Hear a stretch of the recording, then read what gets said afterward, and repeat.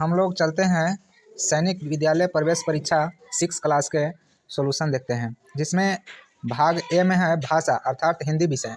तो हिंदी विषय का हम लोग जानकारी लेते हैं और सटीक जानकारी बिल्कुल सही क्वेश्चन के माध्यम से ही सॉल्यूशन करने का प्रयास करेंगे। तो गद्यांश आप लोग पढ़ लीजिएगा पहले और उसके पश्चात गद्यांश पढ़ लीजिएगा और उसके बाद क्वेश्चन थोड़ा सा देखिएगा। तो गद्यांश पढ़ेंगे नहीं, कहा कि आपका ज़्यादा समय लगेगा। तो हम लोग चलते हैं आगे की ओर। प्रश्न संख्या पहला है कि बदमाश क्या छीनकर भागा। तो आपका उत्तर हो जाएगा थैला, अर्थात ऑप्शन नंबर सी। नेक्स्ट प्रश्न आपका है शेर थैला वापस कैसे लाया। तो आपका प्रश्न का उत्तर हो जाएगा मुंह में पकड़कर लाया, अर्थात ऑप्शन नंबर है। अगला प्रश्न पिताजी ने किसे गले लगाया। तो आपका उत्तर हो जाएगा शेरे को गले लगाया, अर्थात शेरा को गले लगाया। ऑप्शन नंबर आपका तीसरा हो जाएगा। अगला प्रश्न चौथा है राहुल के पिताजी कहाँ से वापस आ रहे थे। तो राहुल के पिताजी बाजार से वापस आ रहे थे। ऑप्शन नंबर आपका 4 हो जाएगा। अर्थात पिताजी के साथ कौन था। तो पिताजी के साथ ऑप्शन नंबर 2 शेरा था। और इस प्रकार से आपका 5 क्वेश्चन का जवाब इस लड़का ने सही दिया। छठा क्वेश्चन को हम लोग देखते हैं। प्रश्न है कि पर्यायों में से धर्म शब्द का उचित उपसर्ग क्या है। तो आप लोग जानते हैं उपसर्ग, और इसका आंसर हो जाएगा अधर्म। ठीक है, कहने का मतलब कि उपसर्ग और प्रत्यय का आप लोग के पास ज्ञान होगा। तो इस तरह से छठा प्रश्न का उत्तर हो जाएगा ऑप्शन दूसरा, अर्थात अधर्म। अगला 7वां प्रश्न की ओर। पर्यायों में से समाप्त शब्द का विलोमार्थी पर्याय चुनिए। इसका कहने का मतलब है कि समाप्त शब्द का विलोमार्थी अर्थात विलोम क्या होगा। ठीक है, विलोमार्थी पर्याय चुनिए। इसका उत्तर हो जाएगा आपका आरंभ है, अर्थात समाप्त का विलोम हो जाएगा आपका आरंभ है। अगला प्रश्न निम्नलिखित पर्यायों में से विषम शब्द चुनिए। विषम शब्द को चुनना है, जैसे मन है, हाथ है, नाक है, कान है। तो आपका इसमें सभी के सभी शरीर के अंग के नाम है और ये आपका ऑप्शन नंबर ए अर्थात मन हो जाएगा। अगला प्रश्न 9 की ओर चलते हैं। पर्यायों में से प्राचीन शब्द का समानार्थी क्या होगा। प्राचीन का समानार्थी पूछा है, अर्थात प्राचीन का है मतलब होता है पुराना, अर्थात इसका मतलब हो गया पुराना। ऑप्शन नंबर ए हो जाएगा। 10वें प्रश्न की ओर। सर्वनाम के साथ पूर्ण कीजिए। जैसे काम कर रहा है, तो काम कर रहा है तो कौन सा इसमें सर्वनाम ऑप्शन में फ्लिप करें कि सही होगा। तो आपका हो जाएगा 10 प्रश्न का ऑप्शन नंबर 1 अर्थात वह आंसर होगा। अगले प्रश्न की ओर चलते हैं। निम्नलिखित वाक्य का काल पहचान कीजिए। जैसे उसने काम किया था, आप लोग पढ़े होंगे काल, भूतकाल, भविष्यकाल और वर्तमान काल। तो इस प्रकार से आपका आंसर हो जाएगा भूतकाल। काम किया था थी लगा रहेगा, इसका मतलब समझना है कि भूतकाल की चर्चा हो रही है। तो अगले प्रश्न की ओर चलते हैं 12 की ओर। नश्वर शब्द का उचित अर्थ कौन सा होगा। नश्वर का उचित अर्थ चुनना है। इसका मतलब नश्वर का मतलब होता है नाश होना, अर्थात नष्ट होने वाला को हम लोग कहेंगे नश्वर। ऑप्शन नंबर सी हो जाएगा, अर्थात तीसरा हो जाएगा। क्वेश्चन नंबर 12 का ऑप्शन नंबर तीसरा। अगले प्रश्न की ओर चलते हैं। 13 में देखते हैं कि निशा भोजन करने बाद का सैर करने जाती है। इसमें क्या भराएगा। तो आपका ऑप्शन नंबर 3 यानी कि के भराएगा। अगला है 14 नंबर क्वेश्चन है आज्ञा का समानार्थी शब्द चुनना है। आज्ञा इसका मतलब हम लोग समझते हैं आदेश। ऑप्शन नंबर 3 हो जाएगा। 15 क्वेश्चन की ओर चलते हैं। उचित शब्द को चुनना है, अर्थात सामाजिक जो लिखा हुआ है कौन सही है, कौन सही तरीके से लिखा हुआ है। तो आपका ऑप्शन नंबर सी है, जो सामाजिक बिल्कुल सही लिखा हुआ है। अगले प्रश्न की ओर चलते हैं। पर्यायों में से भीड़ शब्द का बहुवचन क्या है। तो देखिए भीड़ बहुवचन भी है और आपका एक वचन है। ऐसे कहा जाए तो भीड़ आपका एक ही वचन में काम करता है, लेकिन कहीं कहीं पर यह बहुवचन के रूप में भी उपयोग होता है, इसलिए इसका ऑप्शन नंबर 4 हो जाएगा। नेक्स्ट अगले प्रश्न की ओर हम लोग चलते हैं। प्रश्न संख्या 17 की ओर देखते हैं। इसमें लिखा हुआ है कि उचित विकल्प से रिक्त स्थानों की पूर्ति कीजिए। कहने का मतलब कि सुधा नौकरी चाहती है, अर्थात सुधा नौकरी करना चाहती है। ऑप्शन नंबर 2 हो जाएगा। इसमें ख्याल रखें ऑप्शन नंबर आपका 2 हो जाएगा, अर्थात आपका करना होगा। अगला प्रश्न 18वां की चलते हैं। ये मुहावरे का उचित अर्थ चुनना था। छाती पीटना अर्थात शोक मनाना। ऑप्शन नंबर 3 हो जाएगा। अगले प्रश्न की ओर चलते हैं। रात में होता है, ठीक है, उचित विकल्प चुनना था। रात में अंधेरा होता है, सब लोग जानते हैं, तो आपका ऑप्शन नंबर 4 हो जाएगा। अगले प्रश्न 20वें की ओर। कहता है कि गौरी गर्मियों की छुट्टियों में शिमला जाने वाली है। ये संभावित आगे की ओर बता रही है, तो हम लोग जाने वाली है, जाने वाला है, वाली जितना लगा रहे इसमें हम लोग समझेंगे कि भविष्यकाल की चर्चा हो रही है। तो आपका 20 नंबर क्वेश्चन का आंसर हो जाएगा भविष्यकाल, अर्थात ऑप्शन नंबर 2। अगला प्रश्न की ओर 21 की ओर चलते हैं। जीवन शब्द का विलोमार्थी शब्द क्या होगा। तो जीवन का विलोमार्थी हो जाएगा आपका मृत्यु, अर्थात जीवन का विलोम हो जाएगा मृत्यु। ऑप्शन नंबर 3 हो जाएगा। अगले प्रश्न 22 की ओर चलते हैं। वह हमेशा अपने साथ किताब रखता है। इसमें कह रहा है कि नाम पहचानिए, अर्थात संज्ञा का पहचान करना है। ठीक है, नाम अर्थात संज्ञा। संज्ञा का आप लोग डिफिनेशन जानते होंगे, किसी वस्तु स्थान नाम को क्या कहते हैं? संज्ञा कहते हैं। अर्थात इसमें आपका हो जाएगा उत्तर ऑप्शन नंबर 4 अर्थात किताब हो जाएगा। रमेश हर दिन बगीचे में खेलता है। इसमें क्रिया को पहचान करना है। तो क्रिया कहने का मतलब किसी काम को करना या होना समझा जाए उसे क्रिया कहते हैं, इसलिए आपका ऑप्शन नंबर ए हो जाएगा। तो ऑप्शन नंबर ए में आपका खेलना है। चलिए 24 प्रश्न की ओर। आग बबूला होना, अर्थात हम लोग कहते हैं बाप रे बाप आग बबूला हो गया। इसका मतलब क्रोधित होना, गुस्सा होना। कहने का मतलब ऑप्शन नंबर आपका 2 बिल्कुल सही होगा। अगला प्रश्न, आंखों में धूल झोंकना, ये भी मुहावरा है। मुहावरा से अच्छा खासा क्वेश्चन आपको देखने के लिए मिल गया। 2 हो गया यहाँ पर भी, और इस तरीके से 2 क्वेश्चन मुहावरे से आ गया, जो साधारणतः विद्यार्थी के लिए बहुत बढ़िया रहा होगा। तो आंखों में धूल झोंकना अर्थात धोखा देना, ये आपका ऑप्शन नंबर 2 हो गया। इस तरीके से हम लोग अगले प्रश्न की ओर चलते हैं। प्रश्न संख्या 26 की ओर देखते हैं, जो आपको भाग बी है। इसमें आपको गणित मिलेगा। तो ध्यान रखें कि गणित में बहुत आपको बढ़िया जैसे कि परफॉर्मेंस करना होगा। ठीक है, और इस प्रकार से जब तक आपका गणित बढ़िया नहीं रहेगा तो आपका सैनिक में रिजल्ट होने की चांस कम बनता है। तो इन सभी बातों पर ख्याल रखते हुए हम लोग गणित की और प्रश्न मिलाने के लिए तैयार होते हैं और देखते हैं नेक्स्ट। इसमें मिलान करने के लिए दिया हुआ था। यह क्वेश्चन उतना आसान नहीं है जितना मतलब विद्यार्थी लोग सोच सकते हैं। कहने का मतलब कि यह विद्यार्थी वही बनाएगा जो सही ढंग से तौर तरीके से बेसिक आधार के साथ पढ़ाई किया होगा। इसमें ऑप्शन नंबर सी उत्तर होगा प्रश्न संख्या 26 का।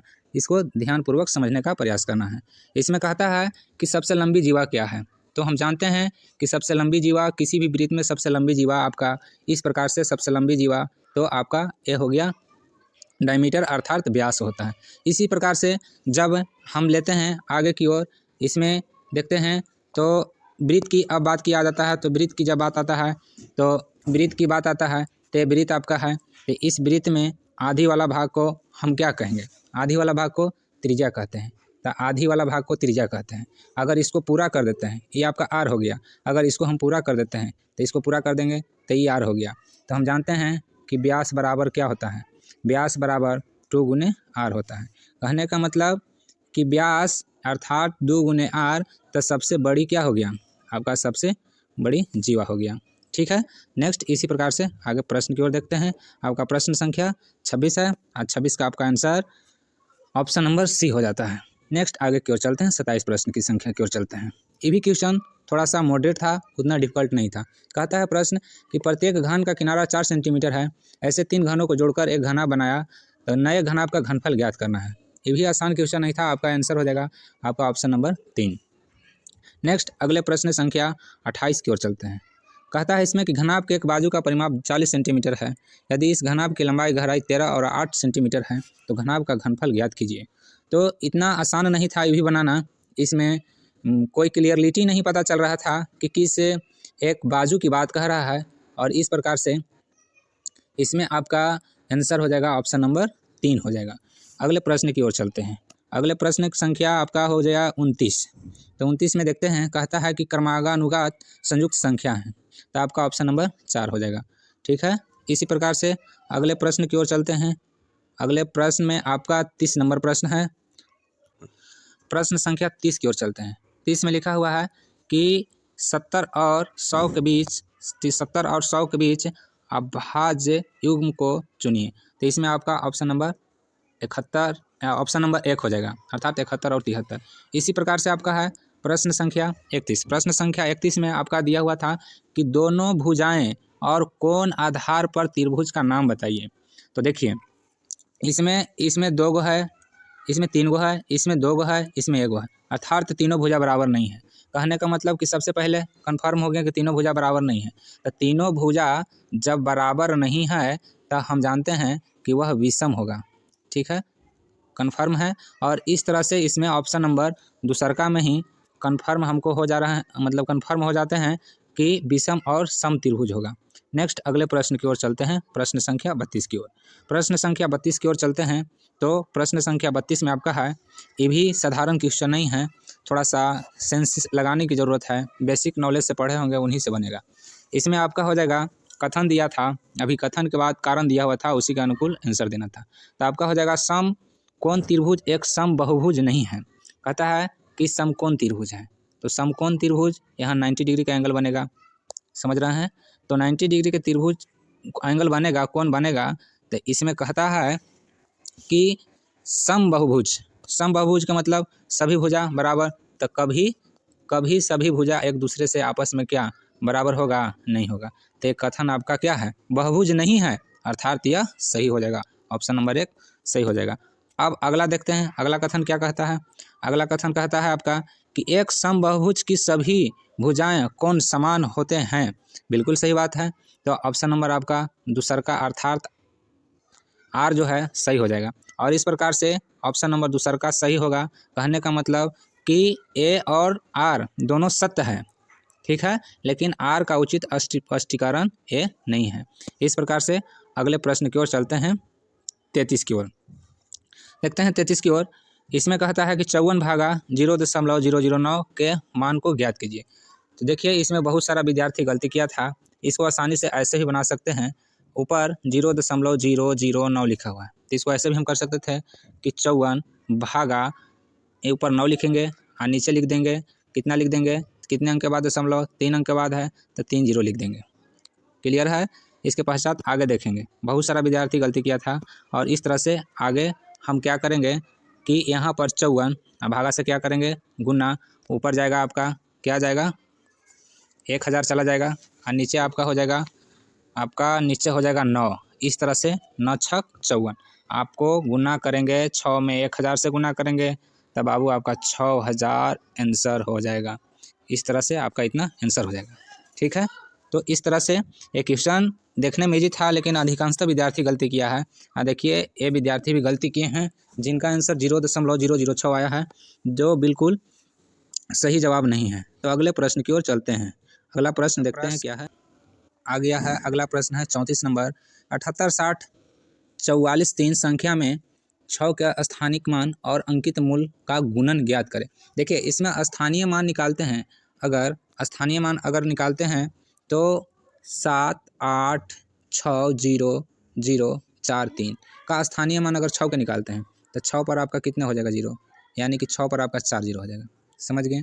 अब इसमें अंकित मान की चर्चा कर रहा है, तो इसमें अंकित मान आपका 6 के 6 हो जाएगा। इसको गुना करते हैं, मल्टीपल करेंगे तो 6 पर आपका 4 0 हो जाएगा। तो 6 पर 4 0 होगा, जो ऑप्शन में नहीं है, अर्थात इसमें मिसमैच हुआ है, ऑप्शन देने में गलती त्रुटि हुई है। तो इसके लिए बोर्ड जिम्मेदार हैं, और देखिएगा अगर हमसे गलती होगा तो कमेंट भी करने का प्रयास कीजिएगा। अगले प्रश्न की ओर देखते हैं, अगले प्रश्न की ओर हम लोग बढ़ते हैं। अगला प्रश्न है 35 संख्या, प्रश्न संख्या 35, 3 विभिन्न अंकों का उपयोग करके सबसे छोटी 5 अंकीय संख्या ज्ञात कीजिए। देखिए इसमें आपका ऑप्शन सबसे छोटी संख्या ऐसे सबसे छोटी संख्या है आपका ऑप्शन नंबर 3, लेकिन किसी भी संख्या के जैसे 21 के आगे हम कितना भी जीरो लगा देंगे तो यह संख्या का निर्माण नहीं हुआ, ठीक है। कहने का मतलब कि इसका वैल्यू 21 के 21 से रह गया, तो ये आपका क्या हो गया, 21 नंबर जो है आपका 21 नंबर ए आपका गलत है। तो इस प्रकार से हम आगे की ओर चलते हैं। आगे की ओर चलेंगे तो इसमें आपका ए प्रश्न संख्या 34 का ऑप्शन नंबर 4 हो जाएगा, अर्थात 10,002 हो जाएगा आपका आंसर। प्रश्न संख्या आगे की ओर चलते हैं। प्रश्न संख्या आपका है 36 नंबर, 36 नंबर भी आपका ऑप्शन नंबर सी हो जाएगा। अगला प्रश्न है 37 नंबर, इसमें कुछ नहीं करना था, हम लोग जानते हैं कि HCF गुने LCM बराबर दोनों संख्या का गुणनफल, हम लोग जानते हैं। तो इस प्रकार से हम लोग LCM गुने HCF बराबर दोनों संख्याओं का गुणनफल, अर्थात दोनों संख्याओं का गुणन दिया हुआ है, गुणनफल दिया हुआ है, यानी कि 40, 32 दिया हुआ है, तो इसको भागा कर देंगे 112 से, तो 112 से भागा दे देंगे, तो आप भागा दीजिएगा, कॉपी किताब लेकर बैठिएगा, आपका आंसर आ जाएगा 36, अर्थात ऑप्शन नंबर आपका हो जाएगा डी, अर्थात ऑप्शन नंबर चौथा हो जाएगा। अगले प्रश्न की ओर चलते हैं। अगले प्रश्न है आपका, 1 दर्जन हेडफोन की कीमत 78,564 है, तो समर को 5 हेडफोन खरीदने हैं। देखिए ये क्वेश्चन उतना ज़्यादा भारी नहीं कहेंगे, और मिला जुला कर क्वेश्चन बढ़िया था। कहने का मतलब इसमें थोड़ा सा टर्न किया है, बच्चों से उससे टेस्ट लेना चाहता है कि किस तरीके से पढ़ता है, कैसे बनाता है। अगर बच्चा विद्यार्थी ध्यान न दिया, 1 दर्जन को ध्यान नहीं दिया, तो उसको क्या होगा, गलती होगा। तो यही एग्ज़ाम सेंटर में ध्यान रखना है कि दर्जन कहा है कि क्या कहा है। तो अर्थात यहाँ 1 दर्जन कहने का मतलब, 1 दर्जन कहने का मतलब कि 12 वस्तु का दिया है, अर्थात 12 हेडफोन का दिया है। तो 12 हेडफोन का दिया, तो 12 गो का कीमत दिया है 78,564, यानी कि 12 का वैल्यू है, यानी कि 78,564। तो 1 का वैल्यू निकालेंगे तो 12 से गुना कर देंगे, सॉरी 12 से भागा कर देंगे, और फिर निकालने की चर्चा है 5 से, तो 5 से गुना कर देंगे। इस प्रकार गुना भाग कर दीजिएगा, गुना भाग कर दीजिएगा तो आपका आ जाएगा 32,735 आएगा। ठीक है। अब प्रश्न संख्या आगे की ओर चलते हैं। प्रश्न संख्या आपका है 39। इसमें कहता है 40 सहपाठियों के लिए जूस का प्रबंध कर रही है। वह प्रत्येक सहपाठी को 250 मिलीलीटर दूध देना चाहते हैं। प्रत्येक में 2.5 लीटर जूस है, तो उस कम से कम कितने पैकों की आवश्यकता होगी। ये भी प्रश्न कोई ज़्यादा विशेष रूप से डिफिकल्ट नहीं था। यहाँ लीटर की चर्चा कर रही है, यानी 2.5 लीटर की चर्चा कर रही है, और आपको यहाँ पर 250 ml की चर्चा कर रही है, मिलीलीटर की चर्चा कर रही है। इन दोनों बात को समझकर इसको बनाने का प्रयास करेंगे। आपको 39 नंबर में आपका ऑप्शन नंबर 4 करेक्ट होगा। अगले प्रश्न की ओर चलते हैं। अगला प्रश्न है 34/15 और 45/17। बहुत ईजी क्वेश्चन था। 34/15 गुने 45/17। देखिए क्वेश्चन ज़्यादा डिफिकल्ट नहीं था। इसमें ख्याल रखना था, व्युत्क्रम की बात किया था। ठीक है, व्युत्क्रम की बात किया था। अगर विद्यार्थी ध्यान नहीं दिया होगा, व्युत्क्रम को जो नहीं समझा होगा, उसको से सोल्यूशन नहीं होगा। तो देखिए 17 दूना 34 और 15 तिया 45, मल्टीपल करेंगे आपका हो जाएगा 6, और 6 के बट्टा में हम लिख सकते हैं। इसको हम व्युत्क्रम को समझेंगे। ठीक है, व्युत्क्रम का मतलब होता है पलट देना। तो इसको हम पलटेंगे, तो पलटेंगे इस प्रकार से, जैसे 6 लिखा है, 6 के बट्टा 1 करेंगे, इसको पलटेंगे तो जाएगा ऊपर, ये आएगा नीचे। इसका मतलब ऊपर 1 नीचे 6, कहने का मतलब इसका 1/6 होगा, जो आपका ऑप्शन नंबर सी में करेक्ट है। ठीक है, 40 प्रश्न संख्या 40 का ऑप्शन नंबर तीसरा हो गया, 1/6। इसी प्रकार से अगले प्रश्न की ओर चलते हैं। अगला प्रश्न है आपका कि राधिका इतना किलोग्राम 8.1/4 किलोग्राम फल खरीदे, और इस प्रकार से 2.5/6 किलोग्राम फल का उपयोग करके पुडिंग बनाने के लिए किया, और बचे हुए फल का सलाद बनाने के लिए रख दिया। तो कितना यूज किया। देखिए ये भी कुछ विशेष नहीं था।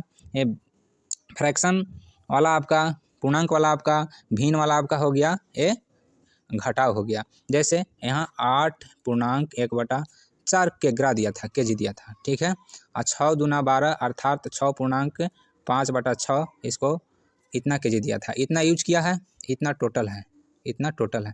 तो इसी में से इसको क्या करना था, घटाना था। तो घटाना था, तो हम लोग घटाएंगे, तो आपका ऑप्शन नंबर आ जाएगा 2। इसी प्रकार से हम लोग आगे प्रश्न की ओर चलते हैं। 42 नंबर प्रश्न संख्या 42 देखते हैं। प्रश्न संख्या 42 की ओर देखते हैं। 42 में क्या कहता है। एक बैलगाड़ी 230 किलोग्राम रेत निर्माण स्थल से ले जा रही है। इतना किलोग्राम अर्थात 4.65 किलोग्राम रेत रास्ते में बैलगाड़ी से गिर जाती है, तो कितना शेष रेत पहुंचेगी। देखिए इसमें कुछ विशेष नहीं है। 230 किग्रा है, अर्थात दशमलव देके हम 0 कर सकते हैं।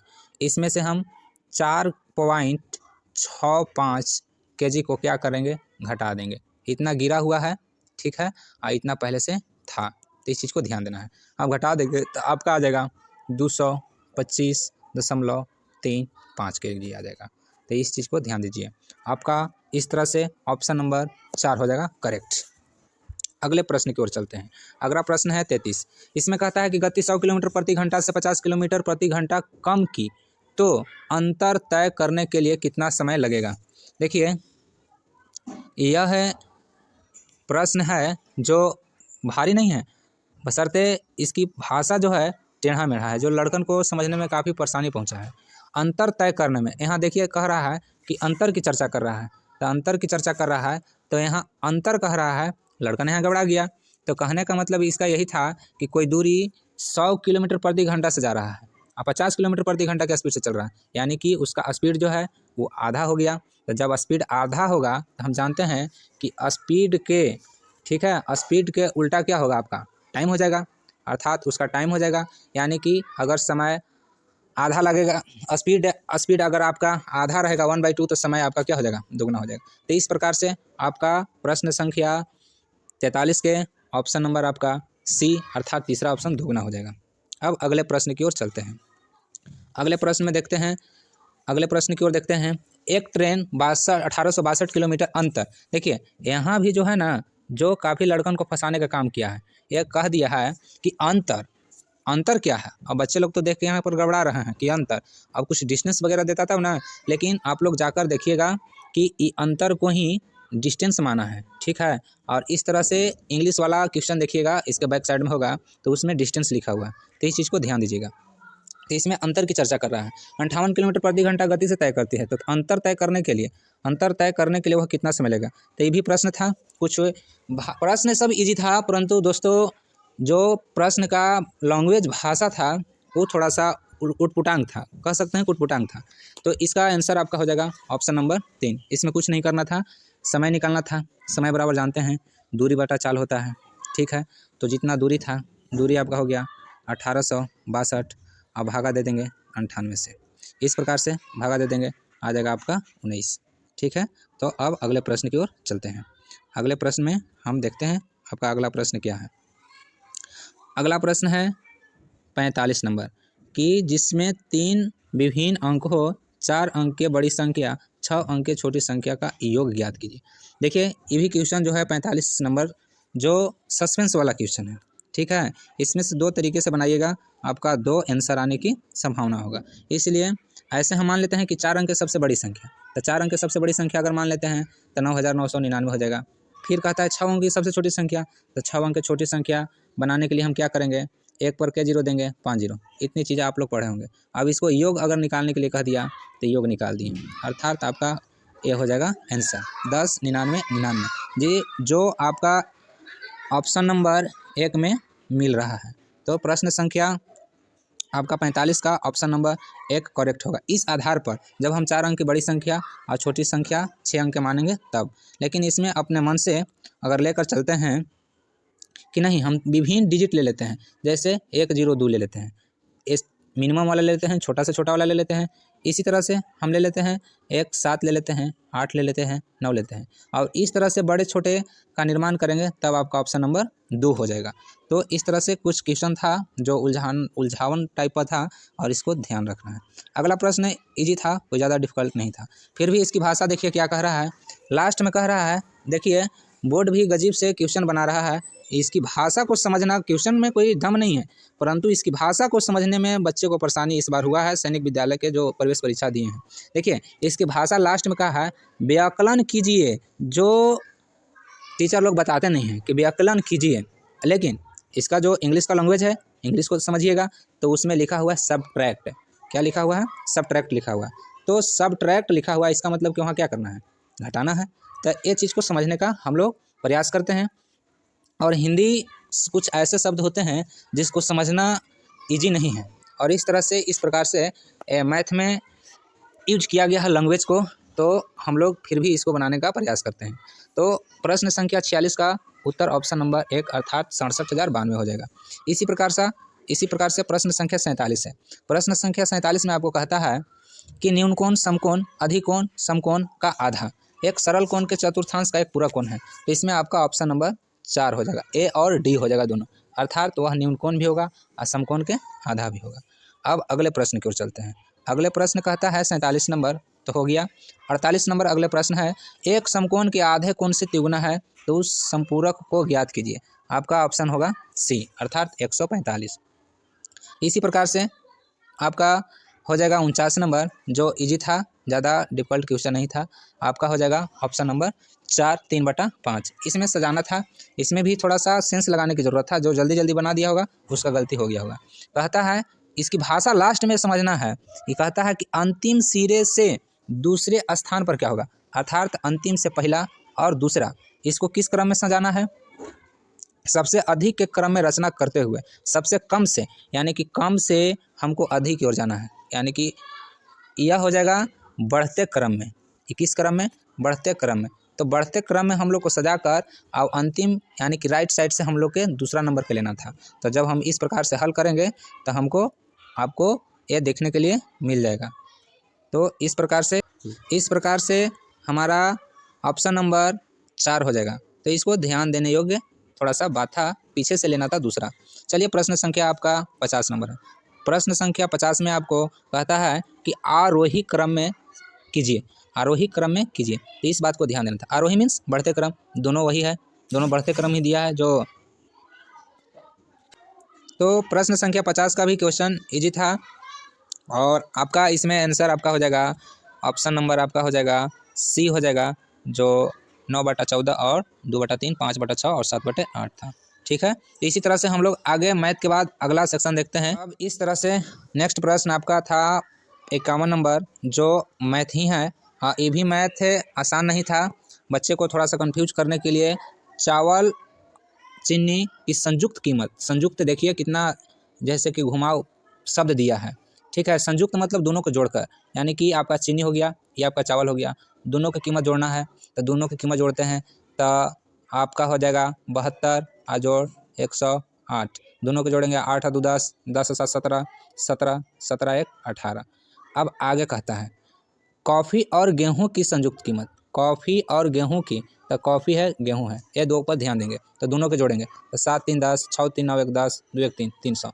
यही दोनों का अनुपात मतलब बाटा, 1 0 से 1 0, 6 18, 6 5 30, अर्थात 3 अनुपात आपका 5 होगा। जो काफ़ी विद्यार्थी ने गलती क्या किए हैं, गलती किए हैं कि ये फटाफट जैसे कि 72/108 कर दिए हैं, और इस तरह से देखिए ये विद्यार्थी भी गलती बनाया है और 2:3 ला दिया है, जो आपका आंसर के हित में गलत है। तो आगे प्रश्न की ओर चलते हैं। अगला प्रश्न है अनुपात 2:3 प्राप्त करने के लिए अनुपात 7:13 के हर पद से कौन सबसे कम संख्या मिलानी होगी। तो देखिए यह प्रश्न की भाषा है जो यहाँ पर थोड़ा सा त्रुटि टाइप पर नज़र आता है। हर पद की चर्चा करता है, तो हर पद की चर्चा करता है तो इसमें सिर्फ हर का ही चर्चा यहाँ पर निकलता है, निष्कर्ष निकलता है। लेकिन इसका ख्याल से अगर रखें, हर में ही सिर्फ जोड़ने घटाने का काम करें तो हम लोग का आंसर नहीं आएगा। तो इस तरह से हम लोग का इंग्लिश वाला क्वेश्चन देखना होगा। तो इंग्लिश में दोनों में जोड़ने के लिए कहा है, यानी कि 7 अंश में भी और 13 हर में भी। अगर दोनों में 5 जोड़ेंगे तो 7 आ 5 12 आ 13 आ 5 18, अर्थात दोनों के कैलकुलेट करेंगे तो उस प्रकार से आपका 2:3 आ जाएगा, 2/3 आ जाएगा। जैसे 6 3 18, 6 दूना 12। तो इस प्रकार से हम लोग आगे प्रश्न की ओर चलते हैं।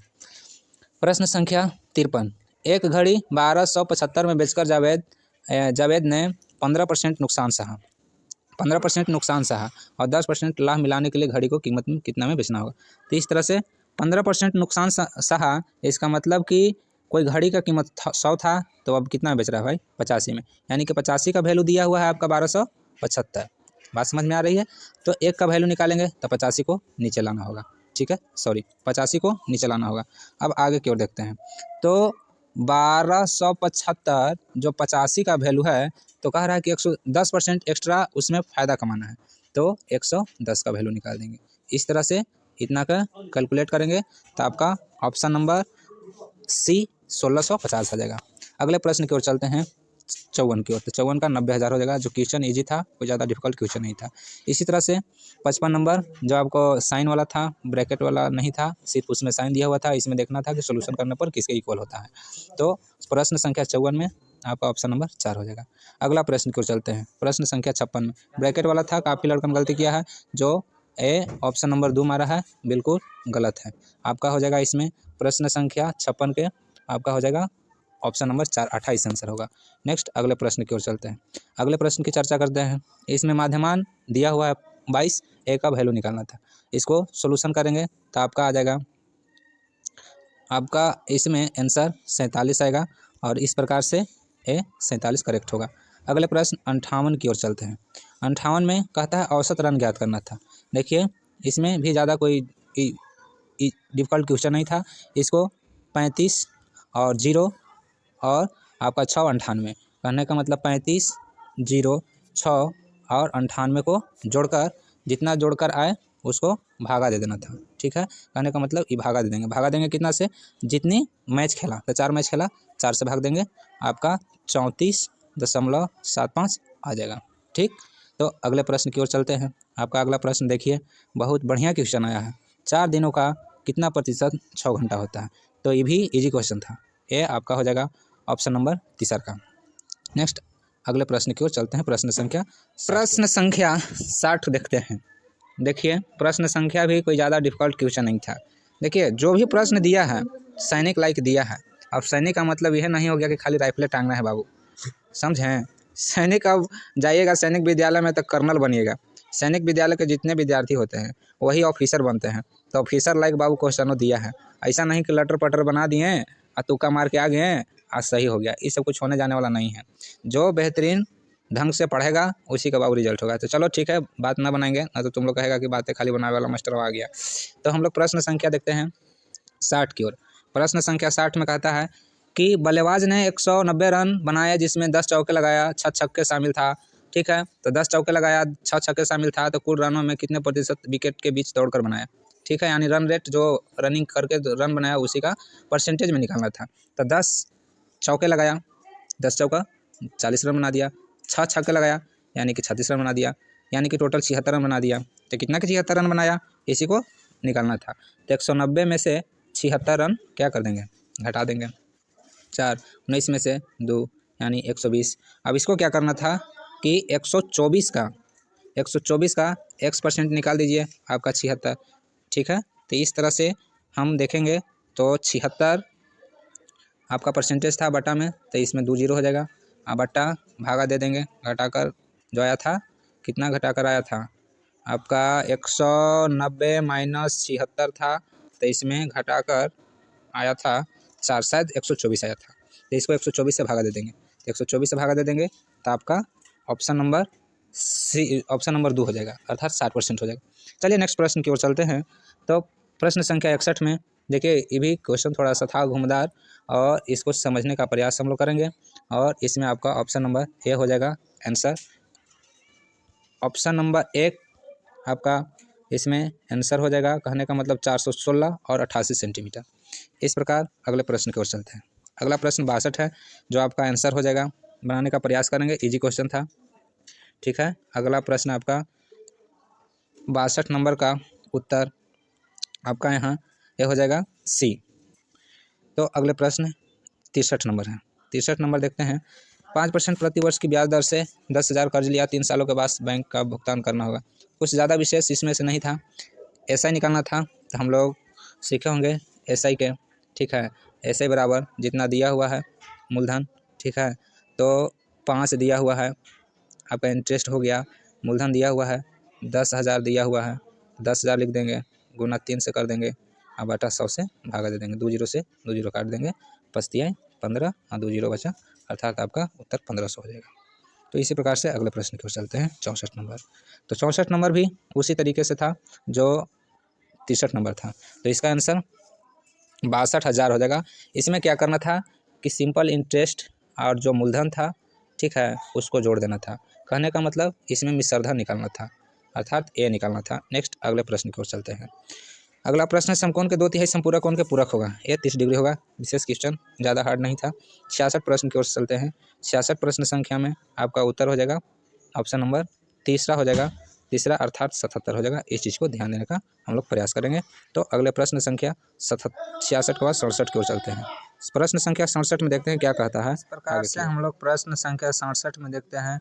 तो ये भी ज़्यादा डिफिकल्ट क्वेश्चन नहीं था, इसको ध्यान देने योग्य था कि सामान्य तापमान 37 सेंटीग्रेड होता है तो फ़ारेनहाइट में चेंज करना था, तो चेंज करिएगा। तो ऐसे फ़ारेनहाइट में चेंज कीजिएगा तो आपका 98.6 आएगा, लेकिन ऑप्शन अकॉर्डिंग आपका 98 ऑप्शन नंबर 4 में करेक्ट होगा, 98.5।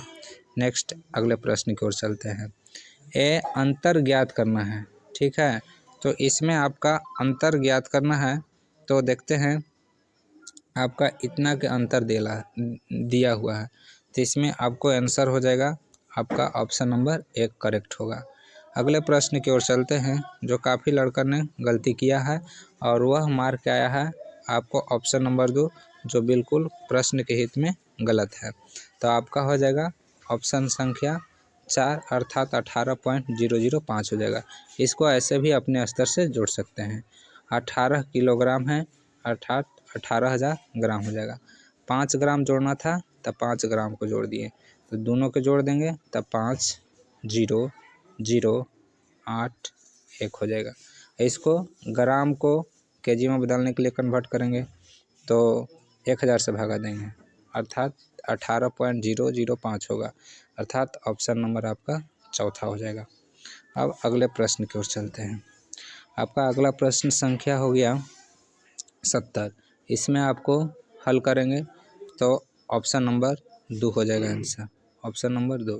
71 में आपका 99 का हो जाएगा आपका XCIX। इसी तरह से 72 में रोमन अंक में हो जाएगा ऑप्शन नंबर 1। इसी तरह से 73 में प्रश्न संख्या हो जाएगा न्यून कोण।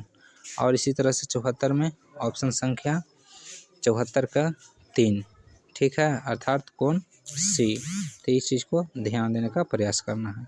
नेक्स्ट 75 क्वेश्चन है, जो इसमें ऑप्शन नंबर बी हो जाएगा, केवल विधान 20 सत्य है। कहने का मतलब विधान बी में क्या है, व्यास वृत्त की सबसे लंबी जीवा होता है। बात सही है, ये पिछला क्वेश्चन में भी ऐसा आया था। वृत्त के सभी जीवा से व्यास बनता है, बिल्कुल गलत था, अर्थात ऑप्शन नंबर बी करेक्ट होगा। नेक्स्ट अगले प्रश्न की ओर चलते हैं। अब अगले प्रश्न संख्या देखते हैं, जो सामान्य ज्ञान का आता है।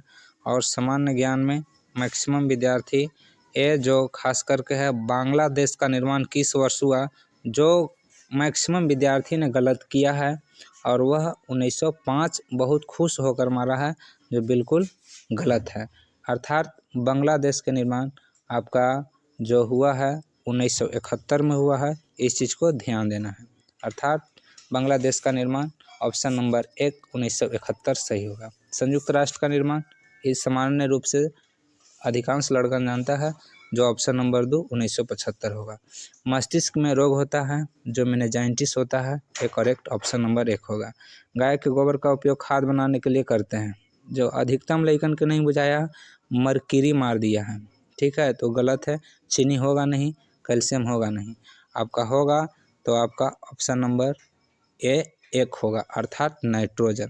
ऐसे भी हम लोग जानते हैं कि यूरिया, ठीक है, यूरिया में हम लोग सबसे ज़्यादा नाइट्रोजन रहता है, अर्थात यूरिया जो है, यूरिया में 46% नाइट्रोजन रहता है। ये चीज़ हम लोग जानते हैं, जो खाद के रूप में प्रयोग होता है, तो वही खाद के चर्चा कर रहा था, इसमें नाइट्रोजन हो जाएगा करेक्ट आंसर। अगले प्रश्न की ओर। दिल्ली एशियन गेम्स 1982 में शुभंकर पर किस प्राणी को निरूपित किया गया था, तो आपका ऑप्शन नंबर 1 हाथी हो जाएगा। अगला प्रश्न है, कौन सी विटामिन कमतरता के कारण सूखा रोग होता है, तो ऑप्शन नंबर डी के कारण से। विटामिन डी, विटामिन जो डी है, जो फ्री में मिलने वाला विटामिन डी है, जो सूर्य के प्रकाश से विटामिन डी निःशुल्क मिलता है। अगले प्रश्न है, स्वतंत्र भारत का गवर्नर जनरल कौन है। सबसे पहले गवर्नर जनरल महात्मा गांधी नहीं रहे, जवाहरलाल नेहरू नहीं रहे, लॉर्ड माउंटबेटन रहे और राजा गोपालाचारी रहे। लेकिन प्रश्न अकॉर्डिंग ध्यान देना योग्य बात था कि स्वतंत्र भारत की चर्चा कर रहा था जो राजा गोपालाचारी थे। अगले प्रश्न की ओर चलते हैं। अगला प्रश्न है, उस भारतीय परमाणु भौतिक शास्त्र को पहचानिए जो Tata institute of fundamental research के संस्थापकीय निदेशक और भौतिक शास्त्र के प्रधानाचार्य थे। तो आपका ए सिंपली ए होमी जहांगीर भाभा थे। रामानुजम जो मैथमेटिशियन थे, विक्रम साराभाई भी विज्ञान के क्षेत्र में काम कर चुके हैं, अर्थात साइंटिस्ट थे। आर्यभट्ट भी खगोलविद अर्थात गणितज्ञ दोनों थे, तो इस चीज़ को ध्यान देना है। तो अगले प्रश्न संख्या 84 की ओर चलते हैं। प्रश्न संख्या 84 में देखते हैं, एक खेल जिसमें लोग बोर्ड के साथ छोटे पहिए का उपयोग करते हैं, तो इसमें आपका उत्तर ऑप्शन नंबर 4 हो जाएगा, स्केट बोर्डिंग। कुछ लोग स्केटिंग भी मारे हैं, और स्केटिंग सस्पेंस में विद्यार्थी लोग मार दिए हैं, जो गलत है, और प्रयास करेंगे कि आपका स्केट बोटिंग है जो करेक्ट आंसर होगा। देखते हैं नेक्स्ट प्रश्न 85 नंबर। यह पुरस्कार कमल पदक से जाना जाता है, भारत का दूसरा सर्वोच्च नागरिक पुरस्कार क्या है, तो आपका दूसरे की चर्चा कर रहा है। यहाँ देखिए, भ्रमित करने के लिए विद्यार्थी को यहाँ दूसरा लगाया है, ये चीज़ को विद्यार्थी नहीं समझा है, और कुछ लोग भारत रत्न मार दिए हैं, कुछ लोग अर्जुन पुरस्कार मार दिए हैं, जो बिल्कुल गलत है। आपका ऑप्शन नंबर दूसरा हो जाएगा, पद्म विभूषण हो जाएगा। नेक्स्ट प्रश्न की ओर चलते हैं। अगला है, 2007 में पद्म विभूषण जीतने वाले पहले खिलाड़ी कौन है, ये चीज़ को ध्यान देना है, ठीक है। तो इसमें आपका प्रश्न संख्या 86 के ऑप्शन नंबर 1 हो जाएगा आंसर। तो प्रश्न संख्या 1 में आपका है विश्वनाथ आनंद, तो आपका आंसर हो जाएगा विश्वनाथ आनंद हो जाएगा। अगला है सीधे क्रम में पर्वत को क्या कहते हैं? श्रृंखला कहते हैं। अगला है पानी द्रावक है, अर्थात उसका अनेक उपयोग है। अगला है बिना पानी दीर्घ काल तक कौन प्राणी रहेगा? ठीक है, तो बिना पानी के दीर्घ काल तक वो तो भाई रहेगा जो ऑप्शन नंबर में आपका मिलेगा वो है आपका ऑप्शन नंबर डी, अर्थात ऊंट होगा। अगला प्रश्न, एकमात्र प्रजाति नर बच्चों का जन्म देता है, समुद्री घोड़ा होगा। सिंगलिश छम सिक्किम का नृत्य है। अगला है वाहन की गति मापने के लिए स्पीडोमीटर का उपयोग करते हैं। नेक्स्ट अगले प्रश्न संख्या 52 के बाद 93 में देखते हैं 93 में क्या कहता है। प्रश्न संख्या 93 में देखते हैं, कहता है ठीक से होने वाला शरीर का अंग है। हम लोग जानते हैं कि जीभ बहुत जल्दी से ठीक हो जाता है, ऑप्शन नंबर ए होगा। अयोध्या किस नदी के तट पर? सरजू नदी के तट पर, ऑप्शन नंबर 2 हो जाएगा। अगला प्रश्न का जो उत्तर होगा, बीजों के पत्तों को भोजन को विकसित करते हुए इस्तेमाल इसमें होता है। अगला प्रश्न, भारत के प्रधानमंत्री की नियुक्ति कौन करता है? यह अधिकांश लड़कन मुख्य निर्वाचन अधिकारी लगाया है, जो गलत है। आपका भारत का राष्ट्रपति होगा। प्रधानमंत्री की नियुक्ति राष्ट्रपति करते हैं। कोलकाता हुगली नदी के किनारे है, जो गंगा का रूप है। अगला है 98 नंबर में, इसमें संग्रहालय नहीं कर दिया है, इसमें होना चाहिए था कि संग्रहालय है, इसलिए इस सस्पेंस वाला क्वेश्चन है, इसमें स्टार लगा देते हैं और इसका ऑप्शन नंबर जय विलास महल होना चाहिए, जो ग्वालियर में स्थित है। इस पर थोड़ा सा डाउट है। अगले प्रश्न की ओर चलते हैं। रामायण में श्री राम ने सीता से विवाह किस स्थान पर? जनकपुर में हुआ था। भोजन मूल मतलब होता है जड़, तो जड़ का मूल रूप क्या है? शकरकंद है। यह आपका आंसर हो जाएगा। नेक्स्ट प्रश्न 101 की ओर चलते हैं। प्रश्न संख्या 101 में अब देखते हैं विभाग अर्थात भाग डी है, जो बुद्धिमत्ता अर्थात रीजनिंग वाला आ गया। तो रीजनिंग में देखते हैं क्या है आपका। इसमें ऑप्शन नंबर 101 में 1 होगा, ऑप्शन नंबर 2 में आपका 1 होगा, ऑप्शन नंबर 3 में 3 होगा, ऑप्शन नंबर 4 में तीसरा का होगा, ऑप्शन नंबर। अगला प्रश्न संख्या 105 में है, पुस्तक लेखक से संबंधित है, तब पकवान बावर्ची अर्थात बावर्ची का काम है पकवान बनाना। नेक्स्ट प्रश्न, बाढ़ सूखा तो उसी तरह से प्रतिभाशाली कहने का मतलब बड़ी तेज अर्थात वह मूर्ख का हो जाएगा। अगला प्रश्न संख्या 107 में PQT हुआ है, PQT ऑप्शन नंबर 2 हो जाएगा। खांसी गला में होता है तो अस्थमा एक बीमारी है जो फेफड़ा में होता है। तो इस प्रकार से 108 प्रश्न संख्या तक हम लोग देख चुके हैं। 109 में की ओर चलते हैं। प्रश्न संख्या 109 में फिगर वाला है, जो लड़का ऑप्शन संख्या 2 बनाया है, जो बिल्कुल गलत है, और वह हो जाएगा आपका ऑप्शन संख्या 4। नेक्स्ट प्रश्न 110 में ऑप्शन नंबर 4, इसी तरह से 111 में ऑप्शन नंबर 1। तो इस तरह से हम देख सकते हैं कि हाँ इस तरह से है, इस तरह से है, अर्थात पूर्णतः मिल गया। इससे हम समझ सकते हैं कि आपका ऑप्शन नंबर 1 करेक्ट होगा। नेक्स्ट प्रश्न, एक दूसरे से जोड़ने पर अर्थात किनारे किनारे जोड़िए एक दूसरे से, जैसे 5 2 7 हो गया, इसी तरह से 4 और 3 7 होगा।